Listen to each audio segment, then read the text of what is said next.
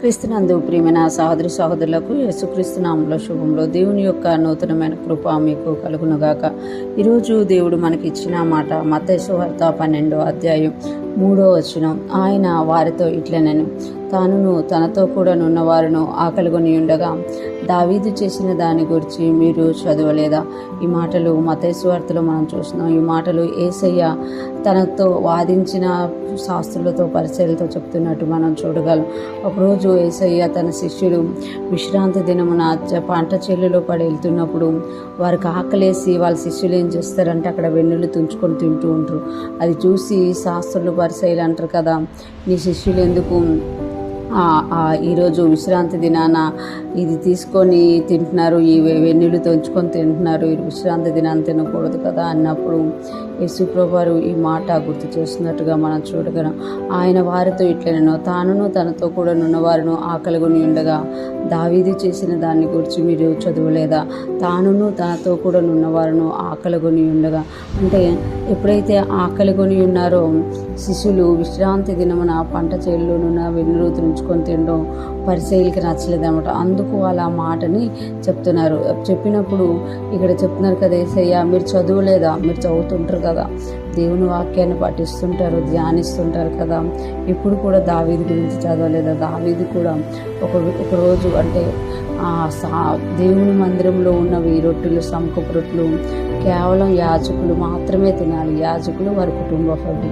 కానీ ఒకసారి దావీదు మహారాజు వెళ్ళిపోతున్నప్పుడు తనకు ఆకలయ్యి అభ్యర్థారు ఆ యొక్క యాజకుడికి అడిగి ఆ యొక్క రొట్టెల్ని తిన్నట్టుగా మనము సమూయేలు గ్రంథంలో చూస్తాం అన్నమాట.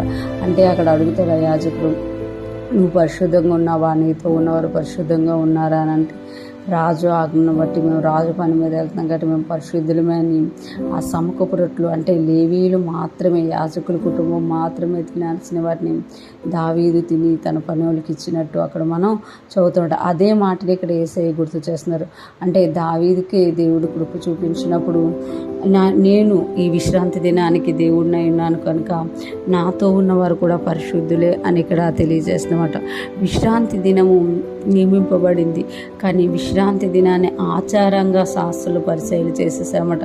అందుకే దాని నుండి యేసయ్య విడిపించడానికి విశ్రాంతి దినం అనేది కనికరం పడవాడు, మన దేవుడు కనికరం గలవాడు, ఆయన ఆరాధించాలి. నిజంగా దేవుడు చెప్పినట్టే విశ్రాంతి దినాన్ని ఆచరించాలి, కానీ మరీ దాన్ని ఆచారంగా చేయకండి అని ఇక్కడ చెప్తున్నట్టుగా మనము చూడగలమన్నమాట. అందుకే యేసయ్య అంటున్నారు కదా, మీరు చదువులేదా? ప్రతిదీ పరిసయ్యులు వాక్యాన్ని చదువుకుంటూ వాక్యానుసారంగా జీవిస్తూ అనేక మందికి బోధిస్తూ ఉంటారు. అందుకే ఇక్కడ అన్నా కదా, మీరు చదవలేదా? దావీదు చేసిన దాన్ని మీరు చదవలేదా అని అడుగుతున్నామట.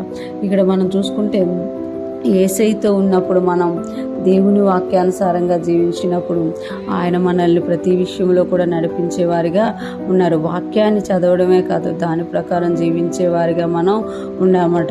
ఎవరో ఏదైనా తప్పు చేసినప్పుడు మనం విమర్శించేవారంగా కాక, తీర్పు తీర్చేవారంగా కాక, ఆ తప్పు వాళ్ళు ఎందుకు చేశారు అనే దాని విషయంలో మనకు భారం ఉంటే ప్రార్థించేవారంగా, లేకపోతే మనము తప్పు చేసిన వాళ్ళని తీర్పు తీర్చకుండా సైలెంట్గా ఉండేవారంగా ఉండాలి అని ఇక్కడ దేవుడు తెలియజేస్తున్నారు. అంటే ప్రతి దానికి నేను చూసుకుంటాం అని దేవుడు ఇక్కడ తెలియజేస్తున్నారు. తన శిష్యుల విషయంలో తను చూసుకుంటా. ఈరోజు ఫ్రెష్ మనం ఉంటున్న ప్రతి ఒక్కరు కూడా దేవుని యొక్క మనస్సు ఎరిగి మనము నడుచుకోవాలి అని దేవుడు తెలియజేస్తున్నమాట. ప్రతి దానికి తప్పు తీర్చే విధంగా కాకుండా దేవుడు అక్కడ ఏం చెప్తున్నారు అనేది గ్రహించి నడుచుకునే వారంగా, అటువంటి ఆత్మీయ పరిపక్వత కలిగిన వారిగా మనం ఉండాలని దేవుడు కోరుతున్నారు. ఈరోజు ఫ్రెష్ మనం వింటున్న ప్రతి ఒక్కరు కూడా ఆత్మీయ పరిపక్వత కలిగిన వారు దేవునిలో ముందుకు సాగుదాంగాక, ఆయనకి ఇష్టంగా జీవిస్తూ ఆయనని మహిమపరచుదాముగాక. ఆమేన్.